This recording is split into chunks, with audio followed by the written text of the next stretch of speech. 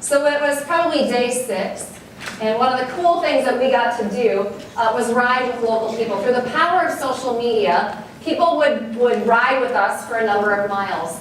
And some of the people that meant the most to me were Chris, the dad, and Simone, his daughter. Simone was 20 years old, and I imagine that she was a lot like Effie. She was a spirited, determined young woman that had just been riding a motorcycle for about a year. She was very proud of her Harley-Davidson Sportster, 883. She could ride it like a champ.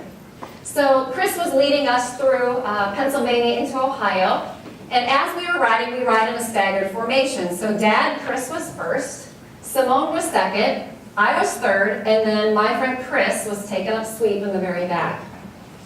Now as we're going down this road, I'm scanning ahead, and out of the corner of my eye, I see a brown, furry critter pop up out of the ditch and start to run across the road. Now, mind you, I've been riding for 20 some odd years, and I'm kind of watching how is Simone going to handle this, thinking that she hasn't been riding for very long. So everything at this moment in time slows way down for me. I do a quick calculation and I figure out that the trajectory of what Mr. Groundhog is doing and the trajectory that Simone is taking, that their tire and his body are going to meet in the same place at the same time. So I'm thinking, okay, how is she going to handle this? So imagine you're Simone, a little bit newer rider, right? And you're going down the road and this thing pops up in front of you, and all of a sudden these are the one, and she's going, oh my gosh, it's a groundhog, it's a roadkill running right in front of me. What am I going to do? Am I going to go, oh, no, Lisa's right there, I don't want to take her out. Am I going to go right? Nope, I can't take right because there's the ditch right there, and I'm going way too fast to slow down, and so go back to where you came from, little groundhog. Oh, no. She clipped it. What I could see was her mirror on her handlebars, and she had a big smile on her face. She handled it how she was supposed to handle it. I was freaking out when this thing was coming up, but she didn't. She held her composure. She didn't do anything erratic. She basically, she gripped her handlebars, she kept her eyes on the horizon, and she held her line. So why do I tell you this story? Because there are going to be obstacles. There are going to be potential roadkill that is going to come into your life, potential obstacles that you may potentially run over that will, quite frankly, ruin your ride, if you know what I mean. In particular, there are 2 in my experience that I've come up against in terms of obstacles. Number 1 is real.